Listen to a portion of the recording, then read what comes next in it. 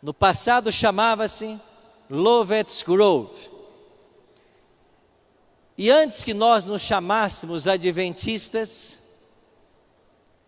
o casal White foi ao estado de Ohio. E eles queriam visitar ali famílias guardadoras do sábado. Eles passaram o final de semana visitando cerca de 40 famílias. E nos dias 13 e 14 de março de 1858, eles celebraram o sábado junto com essas 40 famílias. E ali reunidas numa schoolhouse, eles passaram um alegre sábado. Nós não nos chamávamos ainda adventistas do sétimo dia. Esse nome só chegou no início da década de 1860. Naquele sábado, faleceu um garoto de apenas 5 anos de idade. E então o pastor Tiago White foi convidado para celebrar o funeral de William Avery. E eles ficaram para o domingo. E no domingo, o pastor Tiago White fez o seu sermão. E após terminar, ele perguntou se Ellen, sua esposa, queria dirigir algumas palavras aos enlutados. Ellen disse que sim, mas quando ela começou a falar, ela foi tomada em visão. E essa visão durou cerca de 2 horas. Você consegue imaginar no meio de uma cerimônia fúnebre, a profetisa em visão, e agora todos têm que esperar terminar a visão para dar prosseguimento à cerimônia? Pareceu algo bem inconveniente. E Tiago White tentou explicar o que estava acontecendo, como funcionavam as visões. E de fato as pessoas foram embora naquela tarde de domingo, dizendo uma coisa: hoje vimos coisas estranhas. No dia seguinte, na segunda-feira, a família Tillotson levou o casal White até uma pequena estação ferroviária na cidade de Fremont. E ali eles pegaram um trem em direção a Jackson, no estado de Michigan, aonde fariam uma parada e depois seguiriam mais 80 quilômetros para Battle Creek. Dentro do trem, Ellen G. White teve tempo para conversar com Tiago a respeito do que ela vira durante a visão no dia anterior. O Dr. Roger Kuhn, em sua obra, diz que nesse trem havia um passageiro invisível, não pagante, que prestava muita atenção na história: Satanás. E quando Satanás ouviu as palavras de Ellen a respeito da visão, era uma descrição da origem do pecado no universo, do grande conflito ao longo da história e de como ele vai terminar. E quando o diabo percebeu que toda a sua estratégia seria revelada nas visões que Deus havia concedido a esta mulher, na ocasião com cerca de 30 anos, Ellen G. White, o diabo se propôs a não deixar que a visão fosse divulgada. E quando o casal chegou na casa dos amigos Dan e Abigail Palmer, em Jackson, não está funcionando para mim, passe por favor o próximo slide. Quando eles chegaram na casa de Dan e Abigail Palmer, em Jackson, Ellen G. White foi acometida de uma paralisia. E posteriormente ela escreveu: uma sensação estranha e fria atingiu meu coração. Passou pela minha cabeça, desceu pelo meu lado direito.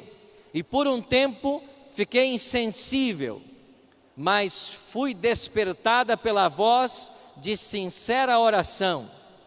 Tentei usar meu braço e membro esquerdos, mas eles eram perfeitamente inúteis. E ela ficou tão abatida que achou que seria seu fim. Achou que morreria a 80 quilômetros de casa. Achou que nunca mais veria seus filhos. Mas Deus levantou sua profetisa. Tiago White a ajudou no trajeto até Battle Creek. E quando lá chegou, ela estava tão enferma, mas Deus disse que ela precisava escrever o que ela havia visto. Passa para mim. E aí na sua casa em Battle Creek, ela escrevia uma página por dia e descansava 3 dias. Escrevia mais uma página e descansava mais 3 dias. E Deus revelou então para ela que o ataque de paralisia que ela sofrera na casa de Dan Palmer tinha sido o próprio Satanás tentando estrangulá-la. Ele tentou matá-la para que a visão não fosse escrita, mas Deus preservou sua vida para que esta informação viesse à tona. E no mês de setembro daquele ano, saiu o que nós chamamos de Spiritual Gifts, volumes 1 e 2, que depois veio a ser traduzido como A Grande Controvérsia entre Cristo e Satanás. Um manuscrito de 219 páginas, desmascarando a obra de Satanás e dando para nós uma visão clara do grande conflito. Nos anos posteriores, Ellen G. White terminou os volumes 3 e 4 de Spiritual Gifts e escreveu 4 volumes, chamados O Espírito de Profecia. E depois eles foram atualizados.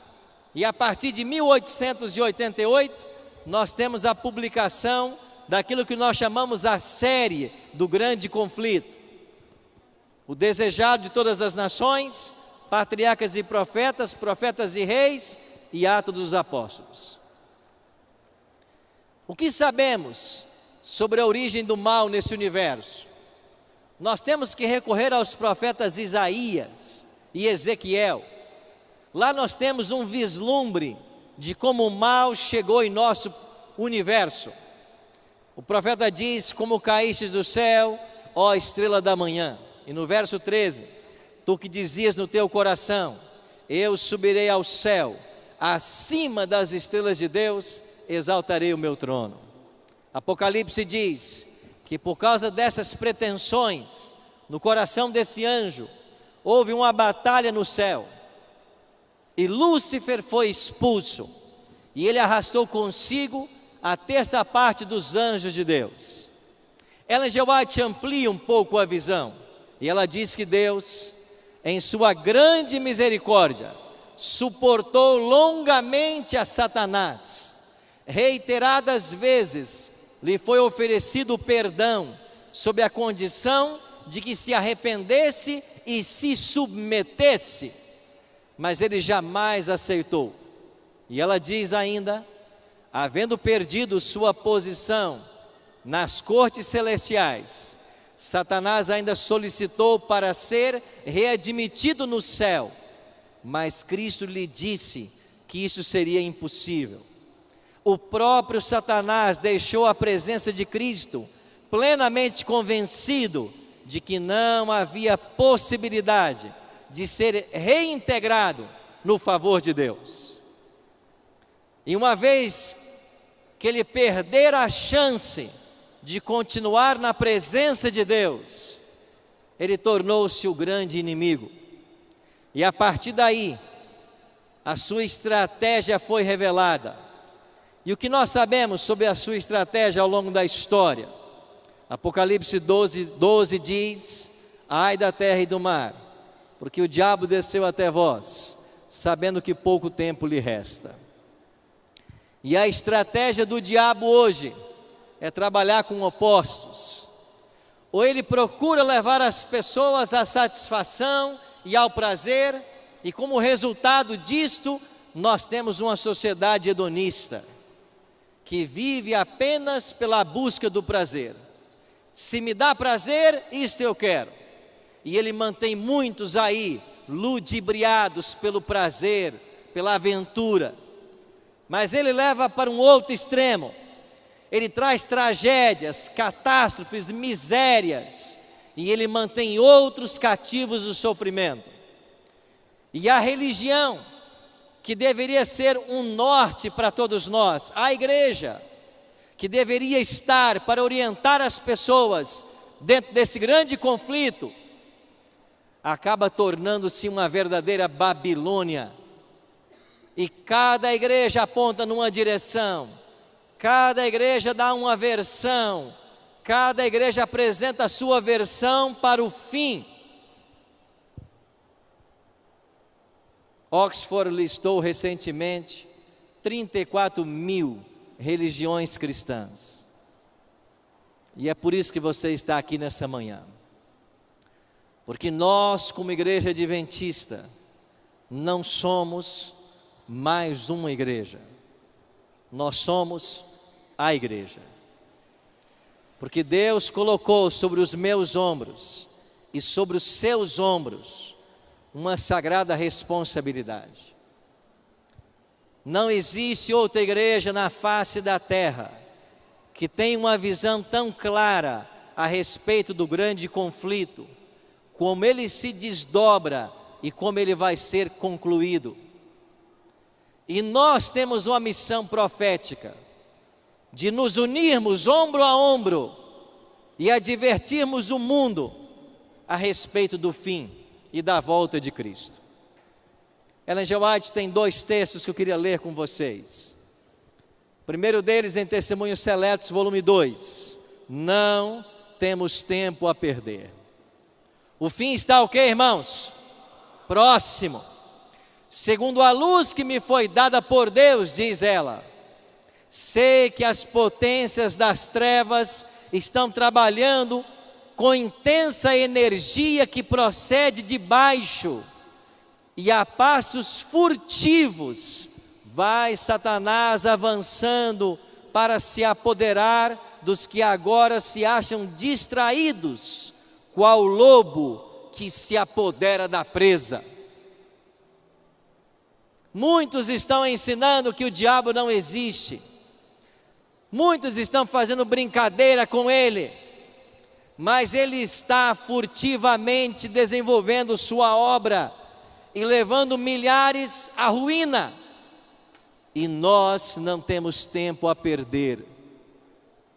E ela faz uma outra advertência em Testemunhos Seletos, no volume 3. Os membros da igreja devem estar sempre prontos para entrar, quando, amigos? Imediatamente em ação. Aonde quer que vejamos o trabalho por fazer, devemos lançar-nos a ele e executá-lo, olhando para quem? Para Jesus, constantemente para Jesus. E se cada membro fosse um missionário vivo, o evangelho seria rapidamente proclamado em todos os países, a todos os povos, nações e línguas. Mateus 24:14 se cumpriria, e então Jesus voltaria. Por isso eu e você estamos aqui nessa manhã. Nós somos os membros desta igreja, e o apelo para mim e para você é que nós sejamos um missionário vivo, aonde quer que estivermos. Aí temos que ser um missionário. E Deus tem pressa em sua obra. O Espírito Santo está trabalhando de forma extraordinária, e Ele está precisando de homens e mulheres que se coloquem ao seu dispor para uma obra sobrenatural. Outro dia eu recebi uma ligação da Bahia. Um senhor disse assim: Pastor Arilton, o senhor pode vir até aqui na nossa cidade, me batizar? Eu perguntei: você não tem uma igreja adventista aí perto? Ele disse: não, pastor, nós moramos numa vila no interior da Bahia, não tem igreja. A igreja mais perto mais próxima está a 40 quilômetros. Nós começamos a assistir a Novo Tempo. Eu e minha família tomamos a decisão. Nós queremos ser adventistas. O senhor pode vir batizar? Eu disse: amigo, nós temos uma agenda muito lotada. O senhor e a família querem ser batizados? Quantos vocês são? Ele disse: 25. Eu pensei assim: eu acho que apareceu uma vaga na minha agenda. Vocês são 25? Irmãos, eu não pude batizá-los, mas um outro pastor foi. E sabe quantas pessoas o pastor batizou? 33. E eles, a família, construíram a igreja adventista do local. O Espírito Santo tem pressa. Ele está esperando homens e mulheres se levantarem, se colocarem disponíveis para que Ele possa usar.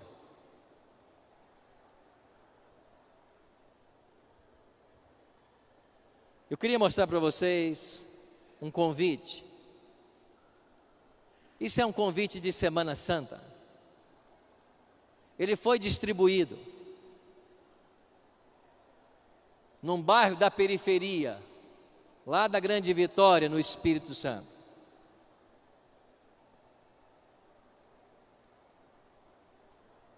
E esse convite chegou na mão de um garoto de 13 anos. Eu me lembro como se fosse hoje. Era um domingo à noite. Eu estava em casa, estava chovendo, e eu assistia Os Trapalhões, que era um programa que eu gostava. Esse convite chegou na minha mão. Alguém disse: hoje começa um programa especial aqui no bairro, a respeito da vida de Cristo. E embaixo do convite estava escrito: a vida em sua morte. Eu disse: eu não vou, está chovendo muito, estou vendo meu programa favorito. Mas eu fiquei olhando para aquele convite e algo tocou meu coração. E eu deixei a minha casa, enfrentei uma rua que já estava alagada e fui para um salão. E lá eu encontrei um médico, ancião dessa igreja, que mesmo tendo uma agenda muito concorrida, separava tempo para falar do amor de Cristo. Seu nome, Dr. Emanuel Ruela. E esse homem alto, um pouco corcunda, falava do amor de Deus como eu jamais tinha ouvido. E todas as noites ele foi cativando meu coração. Eu fiz um estudo completo com eles, chamado Encontro com a Vida. E quando foi em setembro daquele ano, eu me batizei e aceitei a Cristo como meu Salvador. O evangelismo desse médico, ancião de igreja, durou 60 noites.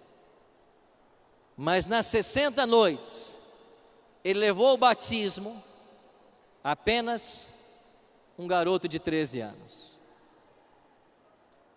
Muitos olharam e disseram: o evangelismo de Dr. Emanuel Ruela esse ano foi um fracasso. 60 noites e batizou um garoto. Mas esse garoto era eu. E graças ao seu trabalho, eu não tive o destino que tiveram meus amigos de infância. Todos morreram nas drogas. Todos. Você não tem ideia do quanto o seu trabalho é precioso. Você não tem ideia de quanto é valoroso cada sermão que você faz. cada estudo, cada evangelismo.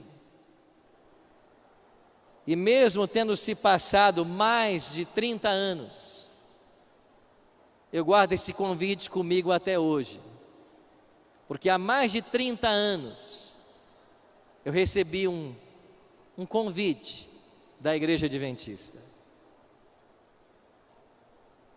Graças a esse folheto, a esse papel, eu pude ter a minha oportunidade, a minha experiência com Jesus. Você foi chamado aqui hoje para fazer uma obra excelente. Nós, pastores, até recebemos para fazer isso. Você não. Mas Deus um dia vai recompensar você. Nós não podemos. A igreja não vai poder nunca recompensar você pelo que você faz. Você podia estar com a sua família, podia estar no lazer, podia ter viajado, mas nesse domingo, você veio aqui para esse local, porque Deus tem um plano especial na sua vida. Ele quer usar você, e só a eternidade vai revelar os frutos do seu trabalho. Por isso, se prepare, porque vai ser um domingo muito especial. E se nós nos colocarmos à disposição de Deus e de seu Espírito, nós veremos milagres acontecerem. E enquanto ela viajava para Jackson, Michigan, voltando para casa, ela contou em um trem a visão para Tiago White. E quando eles chegaram em Jackson, na casa de Dan e Abigail Palmer, o diabo tentou matar Ellen G. White. Ele não queria que a visão fosse revelada.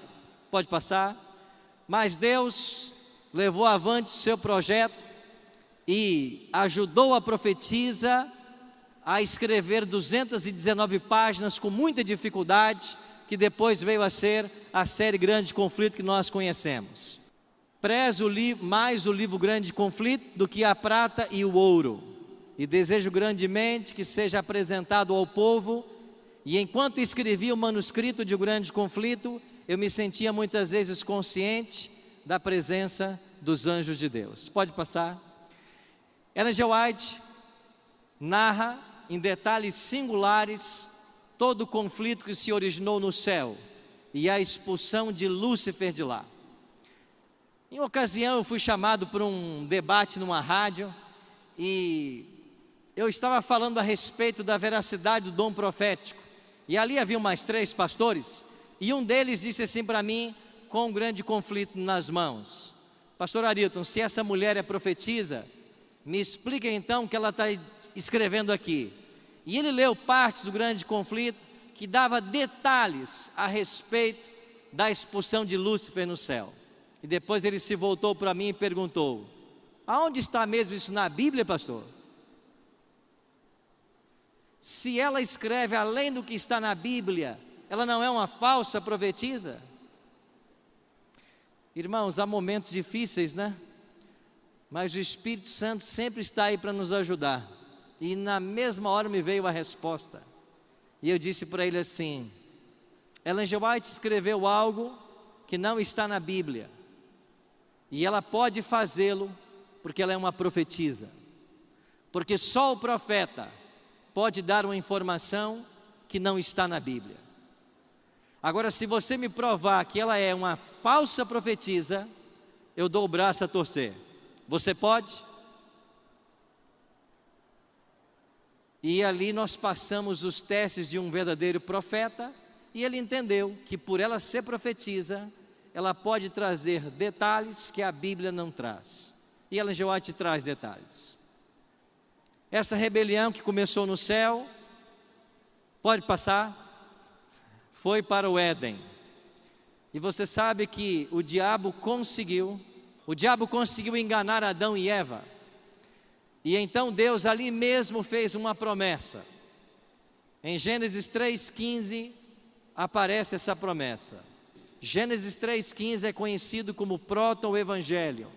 Deus disse assim: haverá inimizade entre a mulher, Eva, e a serpente, o descendente da mulher e a serpente.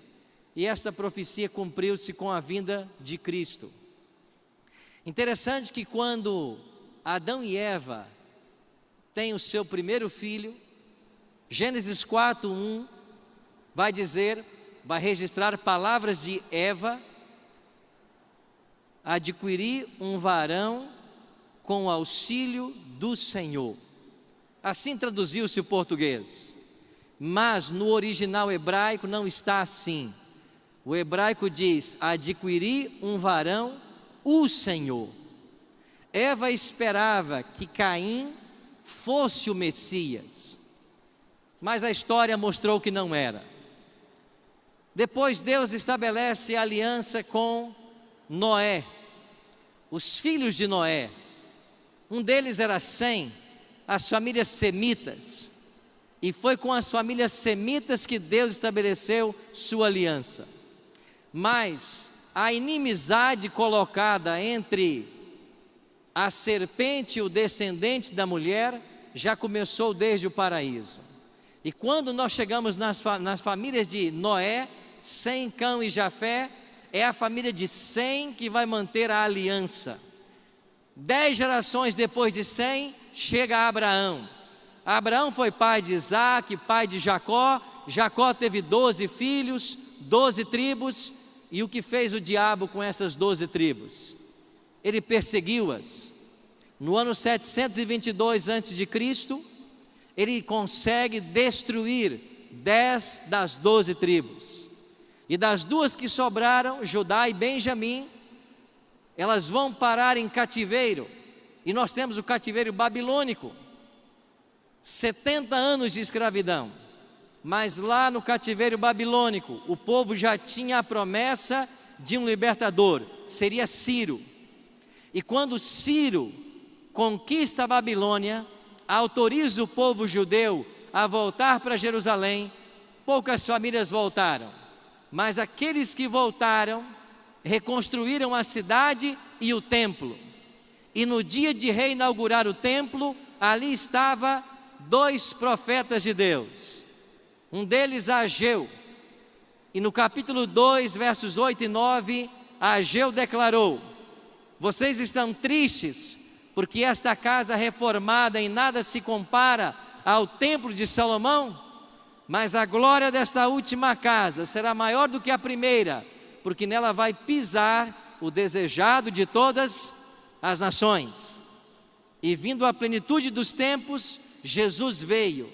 E em Mateus 24:1, quando ele entra no templo, se cumpre a promessa de Ageu. E desde o nascimento, o diabo tentou matar a Cristo. Através de Herodes, mandou que as crianças fossem assassinadas. Não deu certo. Deus preservou a vida do Filho de Deus, do seu Filho. Na cruz, o diabo achou que havia se tornado vitorioso. E quando Cristo foi colocado no sepulcro na sexta-feira, os demônios se apinharam em torno da sepultura dele. E era a intenção de Satanás que Jesus nunca mais saísse daquele sepulcro. Mas você conhece a história. Um poderoso anjo veio do céu, removeu a pedra e então disse: filho, teu pai te chama. E Cristo, pelo poder que havia nele, se ressuscitou. E quando Cristo vence a morte, ele vence Satanás. E ele agora pode estender a vida eterna para todas as pessoas que o aceitarem como Salvador. Quer tentar, por favor? Aqui deu certo? Ok. Agora, uma vez que Satanás não conseguiu destruir a Cristo, nem mantê-lo na sepultura, o ódio dele se volta contra a igreja de Cristo. É o que vai dizer Apocalipse 12, verso 6. Depois 12, 17. O diabo irou-se contra os seguidores de Cristo. E logo no ano 67, 2 baluartes da igreja cristã primitiva, Pedro e Paulo, são mortos por ordem de Nero. No ano 70, Jerusalém foi destruída. E do ano 72 até o ano 80, os judeus escravizados na destruição de Jerusalém foram forçados a construir o Coliseu Romano. E quando o Coliseu foi inaugurado, morreram 10.000 animais selvagens e 5.000 cristãos nos meses de festa inaugurando o Coliseu. Até hoje o Coliseu permanece como um símbolo de milhares que ali depuseram suas vidas por amor a Cristo. Mas Apocalipse 12 diz que esta perseguição à mulher duraria 1260 anos. E nesses 1260 anos, o diabo perseguiu aos que buscavam ser leais à palavra de Deus. Podemos mencionar entre eles os valdenses, os albigenses, os huguenotes, um povo pacífico que buscava seguir a vontade de Deus e sua palavra. Foram perseguidos e mortos. No século XII, o diabo estabeleceu, quem sabe, o seu pior estratagema, o Tribunal do Santo Ofício.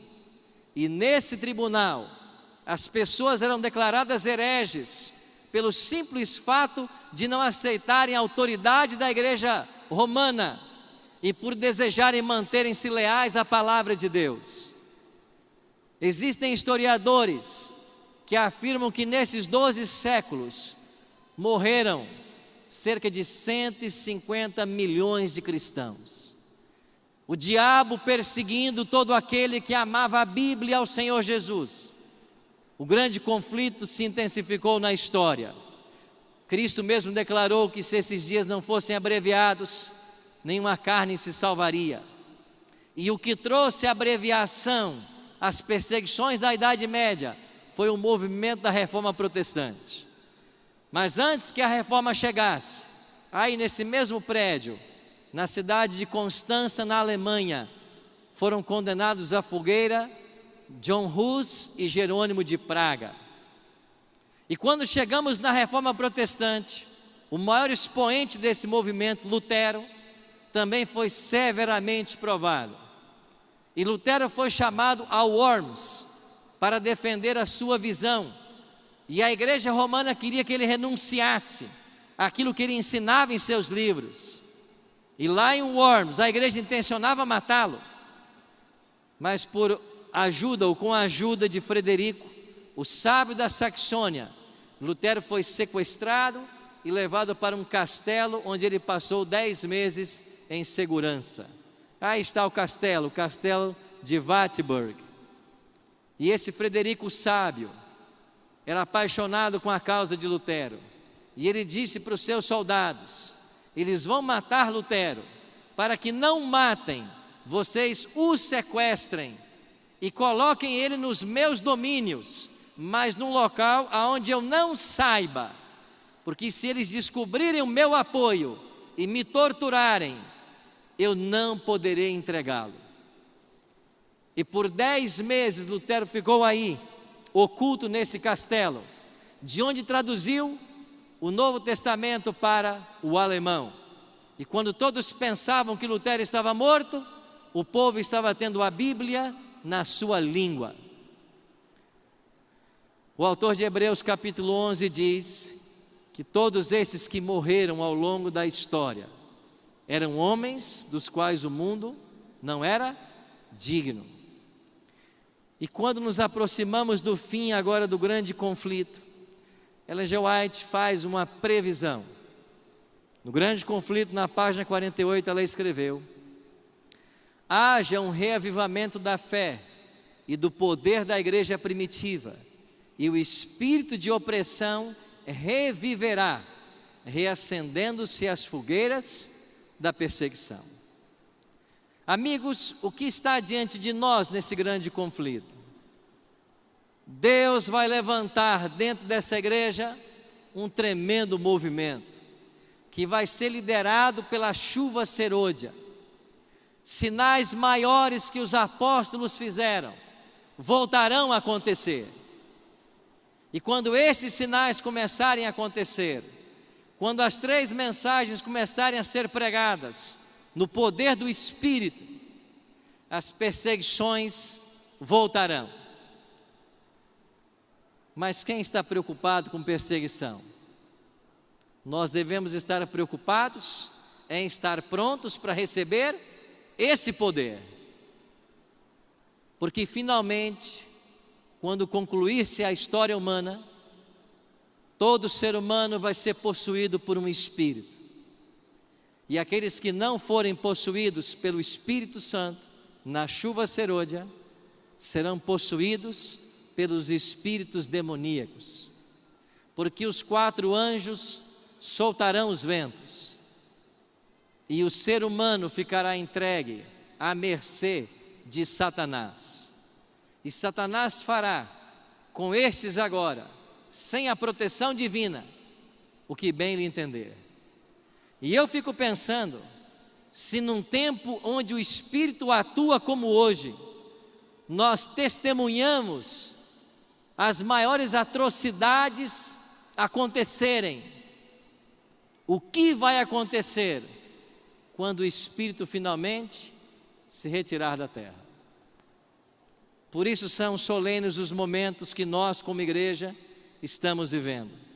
E eu e você precisamos nos preparar para esse momento.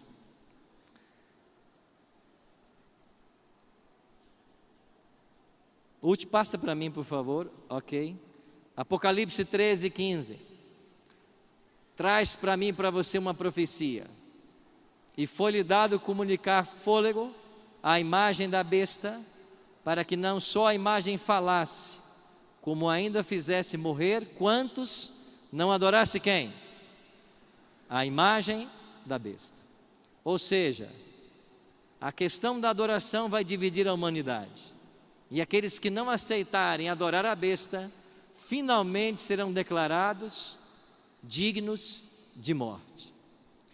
Mas eu e você não precisamos nos preocupar com nada disso. Olha o que escreveu Ellen G. White nesse livro extraordinário, Grande Conflito. Posto que um decreto geral haja fixado um tempo em que os observadores dos mandamentos poderão ser mortos, seus inimigos, em alguns casos, se antecipam ao decreto e, antes do tempo especificado, se esforçam por tirar-lhes a vida. Mas ninguém, amém? Ninguém pode passar através dos poderosos guardas estacionados ao redor de toda a alma fiel. Alguns são assaltados ao fugirem das cidades e vilas, mas as espadas contra eles levantadas se quebram e caem tão impotentes como a palha. Outros são defendidos por anjos sob a forma de guerreiros. Cumprir-se-á a promessa do salmista: 1000 cairão ao teu lado, 10.000 à tua direita, mas tu não serás atingido. Eu estava num sábado à noite em São Paulo ajudando o pastor Elias, ou pastor Abdala, no evangelismo. E antes que começasse o programa, uma família me procurou e eles queriam contar uma história. A esposa não conseguiu falar porque estava emocionada, e eu disse: vem depois do evento. E depois do evento eles vieram. Ela continuava emocionada, e o esposo então disse assim para mim: pastor, ela não consegue contar a história, deixa eu contar. Está aqui minha esposa, meu filho de 5 anos. O senhor se lembra um Bíblia Fácil que o senhor teve, e haviam ali vários pastores evangélicos, e vocês discutiram muito sobre o livro de Daniel e sobre a identidade de Miguel? E eu disse: claro que eu me lembro.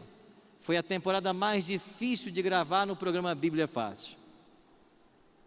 E ele disse: pois bem, eu e minha família estávamos assistindo no sábado à tarde o programa, e na hora que o senhor começou a discutir com um outro pastor a identidade de Miguel, e o senhor dizia que Miguel é Cristo, e ele dizia que Miguel era um anjo.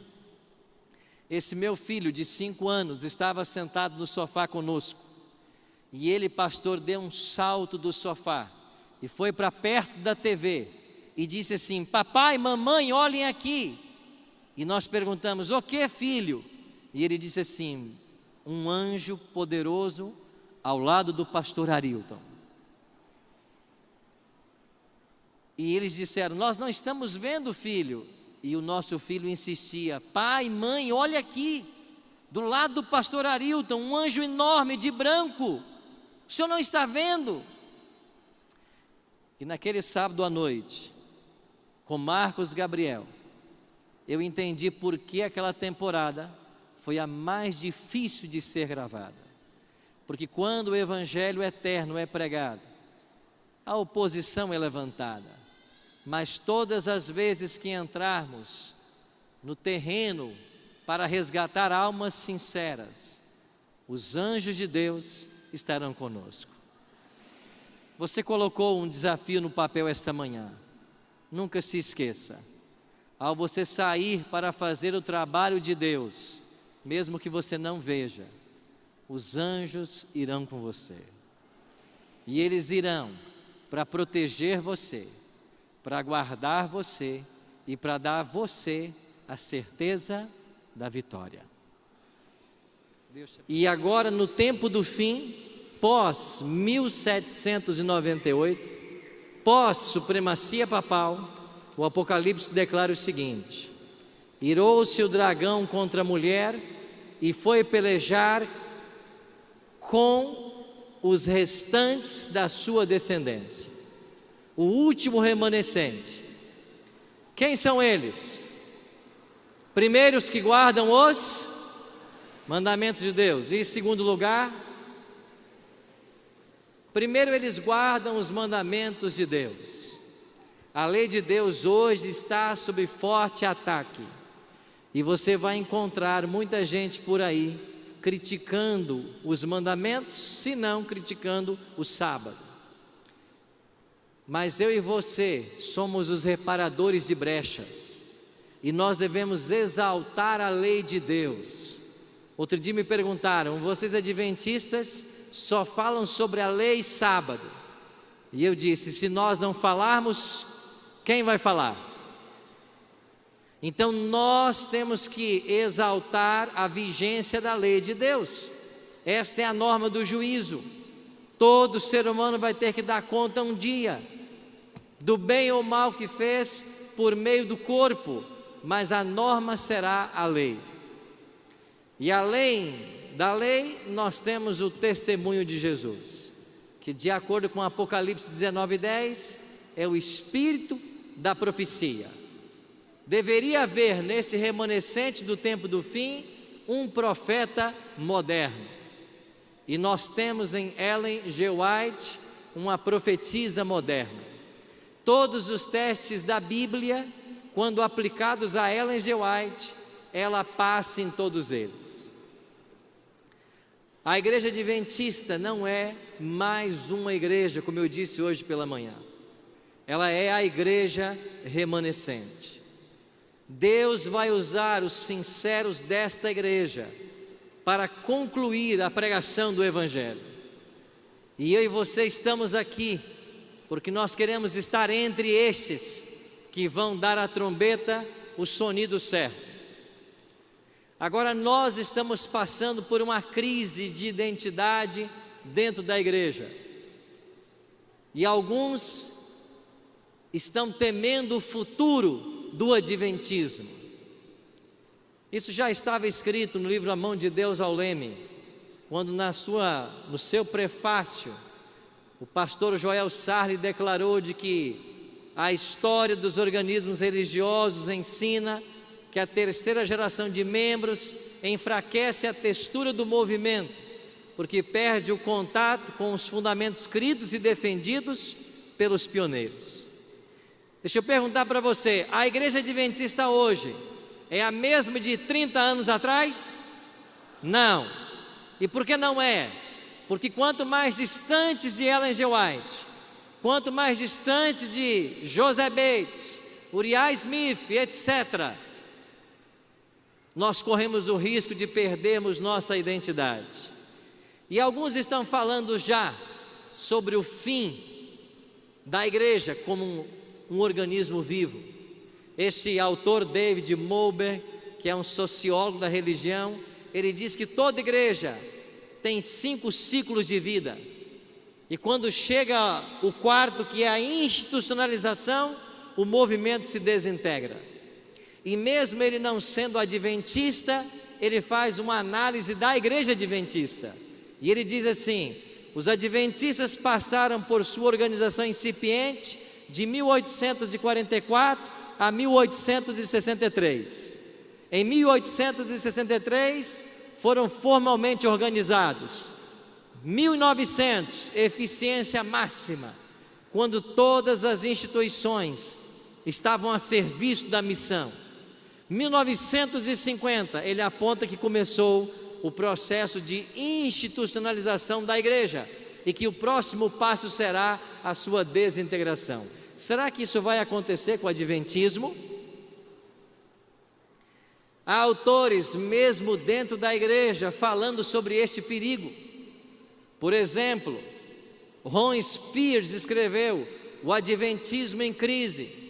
George Knight, A Senhora Gorda do Reino, falando do perigo da institucionalização. William Johnson falou de um adventismo fragmentado. A pergunta que vem para mim e para você é: será que Deus tem um plano B? Vai surgir um outro movimento mais leal à revelação divina? Os que estão dizendo que sim, estão apontando para o movimento cíclico da história. E eles dizem o seguinte: olhe para o povo de Israel. Era o povo de Deus no Antigo Testamento, deixou de ser, porque não viveu à altura do que Deus esperava. Então Deus levantou a igreja cristã primitiva, mas esta igreja organizada com os 12 apóstolos, ela também vai cair da fé, e Deus vai tirar dela os sinceros e levar para o deserto. Depois tivemos o movimento da Reforma Protestante, que acontece dentro dos 1260 anos em que a igreja estaria no deserto. Mas o movimento da reforma não reformou tudo o que pretendia, e eles cometeram excessos. E então veio o movimento milerita, e do movimento milerita surgiu a igreja adventista. Então a pergunta que fica é: será que Deus vai usar outro movimento, como tem usado até aqui na história? Eles até estão citando Ellen G. White, e Ellen G. White tem um texto que diz: por não haverem cumprido o propósito de Deus, os filhos de Israel foram abandonados e o convite divino estendido a outros povos. Se estes, falando dos adventistas, também se provarem infiéis, não serão da mesma maneira rejeitados. Então vem a pergunta: poderia a nossa igreja ser substituída por um outro movimento mais leal à revelação divina? Para responder essa pergunta, temos que considerar 3 fatores. O primeiro deles, a natureza profética do movimento adventista. A igreja adventista é, no mundo, a única igreja que tem certidão de nascimento.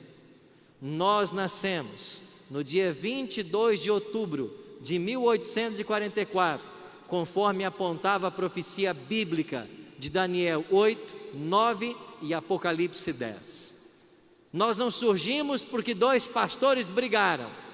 Nós não surgimos porque alguém um dia acordou e teve uma ideia: eu vou fundar uma igreja. Não, nós surgimos como resultado de uma profecia. Seremos nós substituídos? Não. Por que não? Porque nós somos a igreja da profecia. Amém? Segundo motivo, nós temos um profeta moderno. Na hora que Deus tinha que levantar essa igreja, em 1844, Deus tinha que suscitar um profeta. O diabo sabia disso e havia levantado nos Estados Unidos milhares de falsos profetas. Deus então chamou Reis em Foz, finalmente ele não aceitou. Deus chamou William Foy, finalmente ele não aceitou. E então Deus chamou Ellen Golden Armor.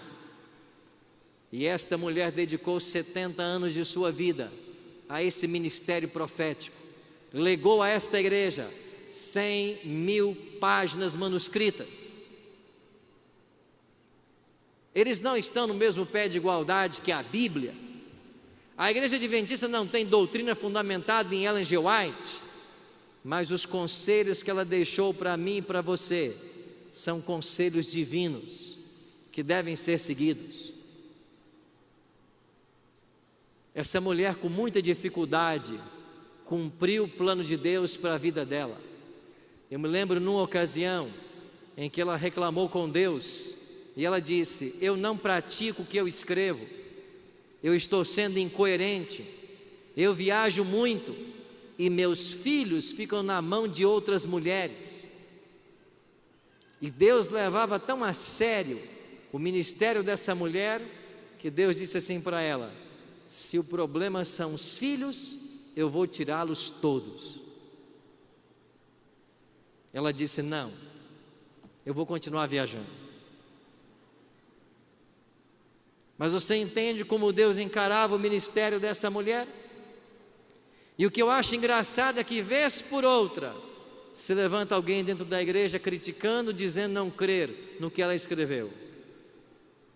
Você tem esse direito. Agora, ache nos escritos dela alguma coisa que não está de acordo com a Bíblia. Não critique sem saber. Não seja Maria vai com as outras. Não vá pela cabeça de outros. Terceiro, a igreja adventista tem uma visão de sacudidura escatológica. Por isso ela não vai ser substituída por um outro movimento. O que significa essa visão? Eu vou exemplificar nesse gráfico. A igreja adventista é a igreja remanescente, mas dentro do remanescente você tem o trigo e o joio. E lá fora está a Babilônia, a confusão religiosa que se assentou em nossos dias. Mas dentro de Babilônia você tem o fiel e o infiel. O que será a sacudidura escatológica?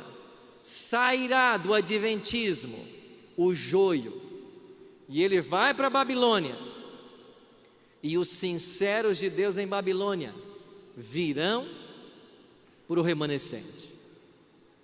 Esse movimento já começou, e toda vez que alguém se levanta e começa a falar contra essa igreja, ele se caracteriza joio, porque a profetisa escreveu: fraca e defeituosa como possa parecer, esta igreja é a menina dos olhos de Deus.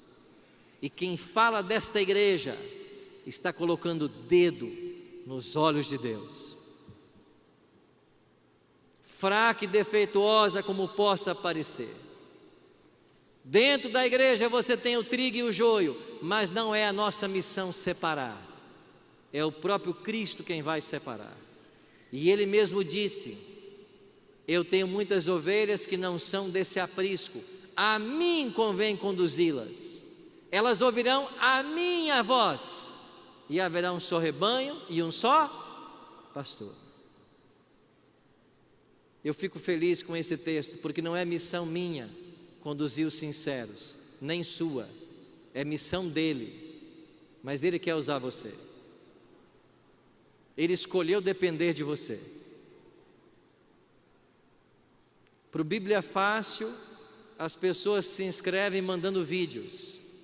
E um tempo atrás eu recebi um vídeo que dizia assim: um homem, um fazendeiro do Mato Grosso, ele disse assim: eu não acredito em Deus, não acredito na Bíblia, mas se me chamarem para esse programa, eu vou. Foi isso o vídeo dele. Eu não acredito em Deus, não acredito na Bíblia, mas se me chamarem eu vou. E quando eu vi o vídeo, eu disse para a produção: esse é o tipo de gente que nós queremos, chamem ele. E ele veio, chegou no domingo aqui no Cevisa, Segunda-feira começaram as gravações, ele nem comentava nada. Terça-feira, indiferente. E eu tentei me aproximar um pouco dele, nas caminhadas, nas refeições. Tentei cativar a atenção dele. E ele começou a se interessar aos poucos. Na quarta-feira, já participou um pouco no programa, fazendo algumas perguntas. Quando foi na quinta de manhã, quando eu me assentei na mesa para tomar o desjejum no Cevisa, ele chegou e disse: pastor, eu posso me assentar com o senhor? Eu disse: claro. E ele se assentou e disse: pastor, posso te dizer algo? Eu disse: pode. De ontem para cá, eu sou um novo homem. O senhor é um novo homem? Por quê? Porque eu acredito em Deus. E por que o senhor acredita em Deus? Porque ontem ele falou comigo. O senhor me batiza? Eu disse: claro. Você quer ir para a missão? Não é obra sua converter as pessoas, mas ele escolheu depender de você. E se você não for, nada vai acontecer. As pessoas que Deus queria alcançar através de você, elas não serão alcançadas. Eu queria contar uma outra história para você. Este foi um grupo do Bíblia Fácil, que nós gravamos há algum tempo atrás. E quando eu fiz o apelo para o batismo, vários ficaram de pé. Eu orei com eles. E quando terminou a gravação, apagaram-se as luzes, eu vim desmontar o meu equipamento, e 4 jovens dessa foto se aproximaram e disseram assim: pastor, nós queremos ser batizados. Eu disse: eu sei, eu vi vocês de pé. Não, pastor, a gente quer é agora. Eu disse: olha, agora eu não posso batizar vocês. Eu vou explicar como funciona. Vocês irão para a igreja, um pastor vai cuidar de vocês. Vocês receberão estudos que eu não toquei aqui. Vocês vão começar a frequentar, e então vocês serão batizados. E eles foram. Eu voltei para desmontar o equipamento, e uma garota voltou e disse: pastor, eu queria ser batizada agora. Eu disse: mas você não entendeu o que eu acabei de explicar? Ela disse: pastor, o senhor não conhece a minha história. Eu disse: qual é a sua história? Pastor, eu era membro da igreja cristã por 10 anos. A minha família toda é da igreja. Me ensinaram a vida inteira que vocês são uma seita. Eu nunca conversaria com um adventista. Na nossa igreja só existe uma autoridade, é o presbítero, e quando ele fala debaixo de revelação. Mas um dia meu esposo chegou em casa e disse: comprei um presente para você, uma antena da Sky. Aí tem vários canais de culinária, eu sei que você gosta tanto. Eu vou colocar a TV na cozinha para que você assista enquanto você prepara as refeições. Eu fiquei muito feliz com o presente, comecei a assistir. Mas pastor, eu cheguei no canal da Novo Tempo, e quando eu comecei a ver o que os pastores pregavam na TV Novo Tempo, e que eu nunca havia aprendido em 10 anos na igreja, eu entrei num conflito. Eu chamei meu esposo e disse para ele: olha o que esse povo está ensinando. E o meu esposo disse: este canal é de uma seita, nunca mais sintonize. Mas eu não ouvi meu esposo, eu continuei assistindo. O Espírito de Deus trabalhou no meu coração, e chegou num momento que eu entrei num conflito tão intenso, que eu me coloquei de joelhos e disse para Deus: se esse canal tem a verdade, eu quero uma revelação do Senhor. No dia seguinte o telefone lá de casa tocou. Era o produtor do Bíblia Fácil, Davi. E ele disse para mim: você foi selecionada para gravar com o pastor Arilton Bíblia Fácil. E eu disse: eu fui o quê? Selecionado? Eu não me inscrevi em lugar nenhum. Como é que você tem o meu telefone? Como é que você sabe o meu nome? E o produtor, sem entender nada, disse: eu não sei. Eu só sei que o seu nome está aqui entre aqueles que querem gravar com o pastor Arilton. E ela disse: mas eu não me inscrevi em lugar nenhum. Como você sabe meu nome? E enquanto ela discutia com o produtor, ela se lembrou da oração do dia anterior. E disse: é Deus me respondendo. Ponha meu nome, eu vou. E é por isso que eu estou aqui, pastor. E quando o Senhor fez o apelo para o batismo, eu peguei meu telefone e eu fui lá fora. E eu liguei para o meu esposo. Ele disse assim: você vai se batizar? Ela disse: eu vou. E ele disse: então escolha entre ser batizada e o seu casamento. Se você se batizar, não precisa voltar para casa. O casamento está acabado. E eu disse para o meu esposo: pastor, você está pedindo para mim escolher entre você e Cristo? A escolha está feita. Eu fico com Jesus. Pastor, eu não tenho mais esposo. Eu não tenho mais casa para morar.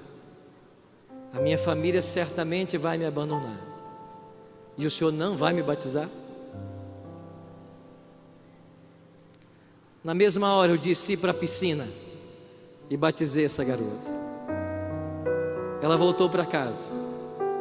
O esposo perguntou: você se batizou? Ela disse: sim. Aqui não é a sua casa mais então. E ela foi expulsa de casa.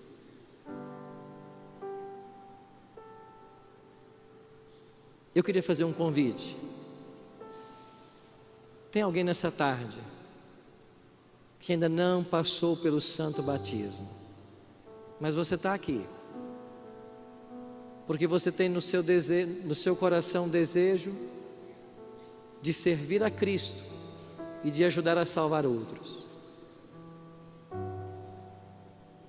Eu queria convidar você, se tem alguém que não é membro da igreja, mas queria agora tomar sua decisão também pelo batismo e por Jesus. Tem alguém?